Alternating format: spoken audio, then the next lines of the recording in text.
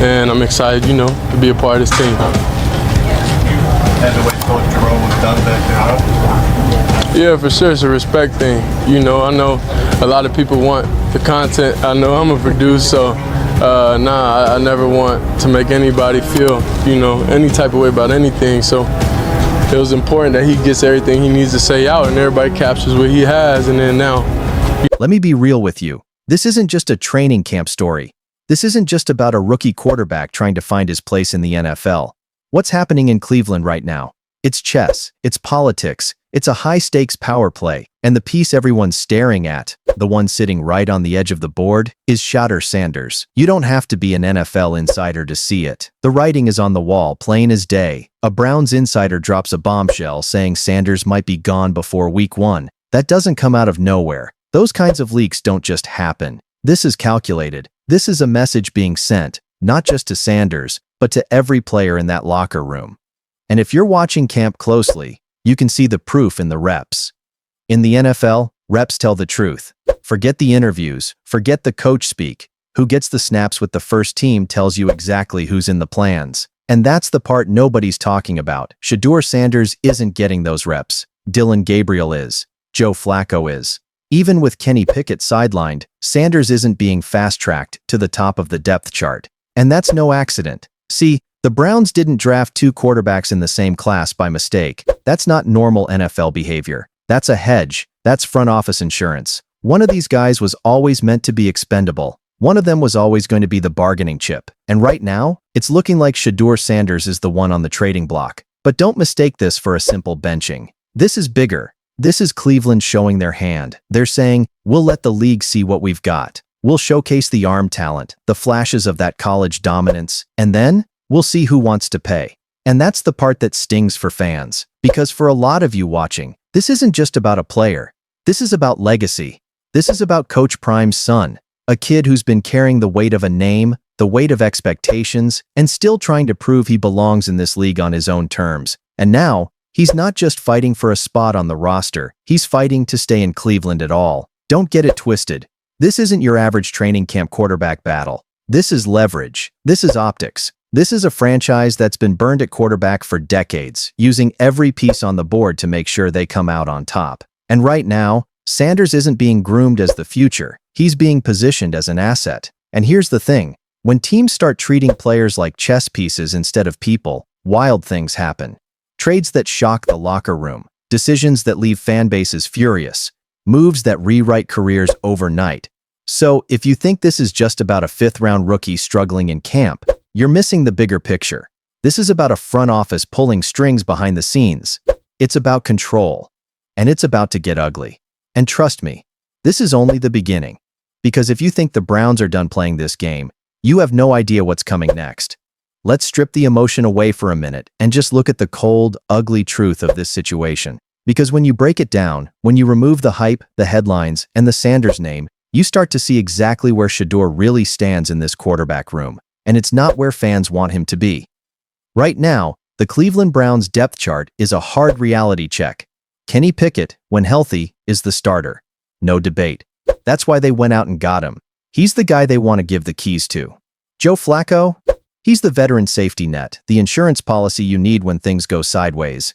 Dylan Gabriel? He's the developmental piece they've been quietly grooming, a player they see real upside in for the future. And then there's Shadur Sanders, the lottery ticket, the low-risk, high-upside 5th-round flyer. That's not me being disrespectful. That's how NFL front offices actually categorize these guys.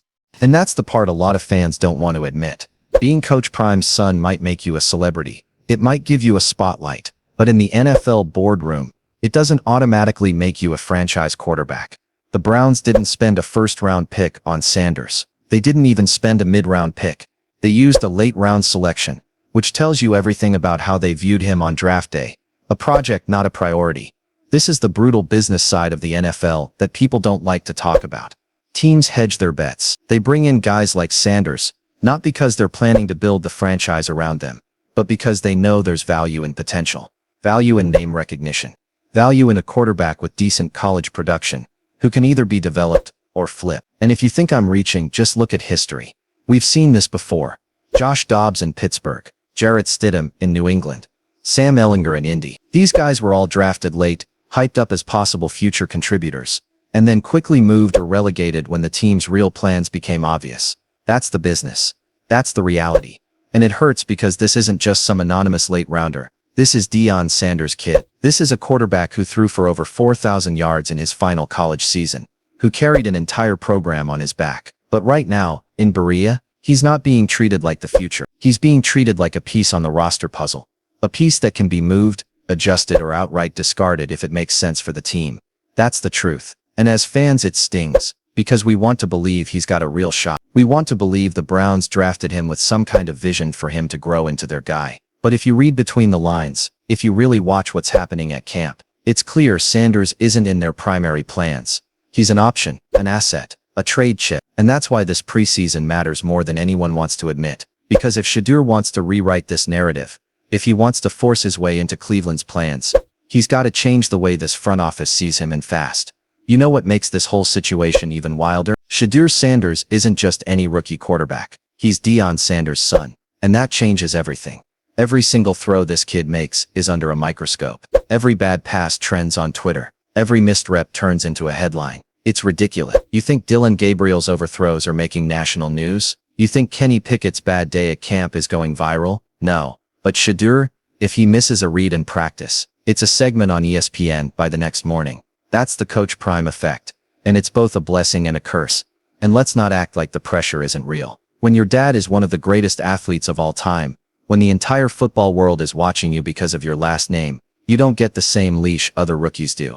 You don't get to quietly develop behind the scene. You don't get to make mistakes in peace. Everything you do gets magnified 10 times over.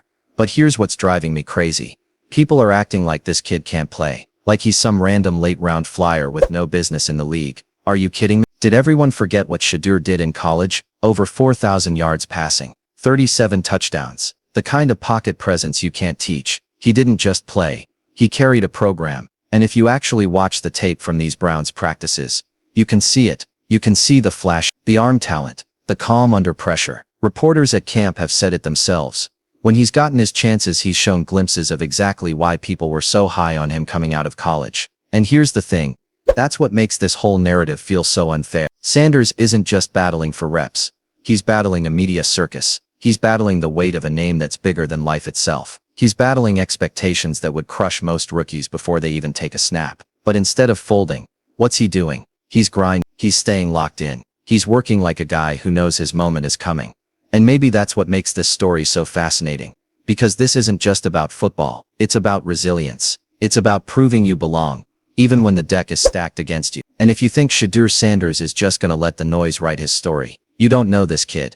But the real question is, will Cleveland give him the chance to rewrite it? Or are they too focused on the headlines to see the bigger picture? August 8th. Circle it. Highlight it. Burn it into your memory. Because for Shedeur Sanders, that date isn't just the Browns' first preseason game against the Carolina Panthers.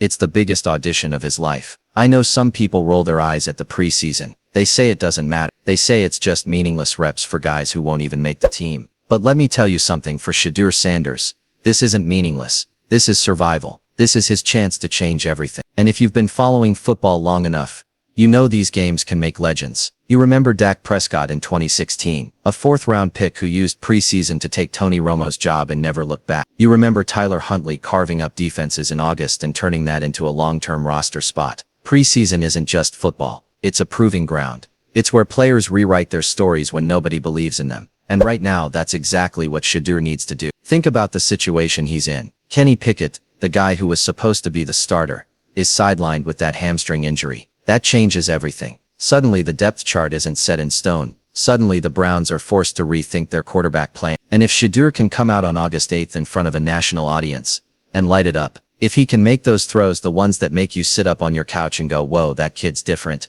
he can flip this whole narrative overnight.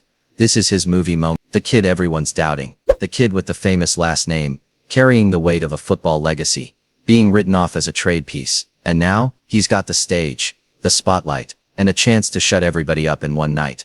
But it won't be easy. The preseason is a different kind of pressure. It's limited reps with guys fighting for their own jobs. You don't get endless drives to find your rhythm. You get a handful of possessions to show the coaches, the fans, and the league who you are. Every throw matters. Every read matters. Every single snap is a test. And here's where I think Sanders has an edge. He's been here before. Go back to his college days. Every game at Colorado felt like a playoff game. The spotlight was brutal, the expectations relentless. And what did he do? He threw for over 4,000 yards in his final season. He delivered when everything was stacked against him. That's who this kid is. Now it's about bringing that same fire to an NFL field, about showing Cleveland and the rest of the league that he's not just Coach Prime's son, not just a fifth-round flyer. He's a quarterback who belongs. And here's the thing. One great performance on August 8th could change the entire conversation. It could force the Browns to rethink trading him. It could make other teams see him not as a project, but as a prize worth fighting for. This is the window. This is the moment. And if Shadur Sanders wants to prove everybody wrong, it starts right here. This isn't just another roster. This isn't just swapping out one quarterback for another. What the Browns decide to do with Shedeur Sanders in the coming weeks could define this franchise for years. Let's be honest. There are only two paths forward. They can trade him now, cut their losses, package him up as a developmental project for another team. It's clean, it's simple, it's business, but it's also dangerous. Because if they do that, and Sanders goes somewhere else and thrives, if he becomes the quarterback we've seen glimpses of, the one with the poise, the arm and the leadership DNA of his father, that decision will haunt Cleveland forever. Fans won't forget it, the media won't let it go, and the narrative will be brutal. Another young quarterback with upside wasted. Or they can do the opposite. They can hold the line. They can keep him in Cleveland. They can nurture his talent, give him time and develop him into something more than just a fifth-round fly. And if they're right, if they're patient, they could have one of the great steals of this draft class sitting in their building right now. A quarterback with the tools to lead them into the future, if they're willing to invest. That's what makes this so compelling. This isn't just about Shadur Sanders. It's about the identity of this team. Are the Browns going to be the franchise that always plays it safe, always makes the business decision? Or are they finally going to take a real gamble on talent, on a player who could redefine what this offense looks like? Because here's what people need to remember. This story isn't finished, not even close. We're talking about a young quarterback who's been doubted his entire life, who's had to fight twice as hard for every ounce of respect, and who still carries the confidence and competitive fire that made him one of the most talked about players in college football. That kind of story doesn't just end in training camp. And as a fan, I can't help but root for this kid, because this is bigger than one preseason game. It's bigger than one roster cut. This is about every underdog quarterback who's ever been overlooked, every late-round pick who was told they couldn't make it, every player who had to claw their way into the league while the world doubted them. The next few weeks, they'll decide everything. They'll decide whether Shadur Sanders rewrites his career right here in Cleveland, or whether he becomes one of those what-if stories we talk about for years. And that's why this matters, not just to Browns fans, but to anyone who believes in second chances, in grit, in proving people wrong. Because if Shadur Sanders can take this moment and turn it into something greater, if he can rise above the noise in the business of football, then maybe, just maybe, Cleveland will finally realize they've been sitting on a future star all along.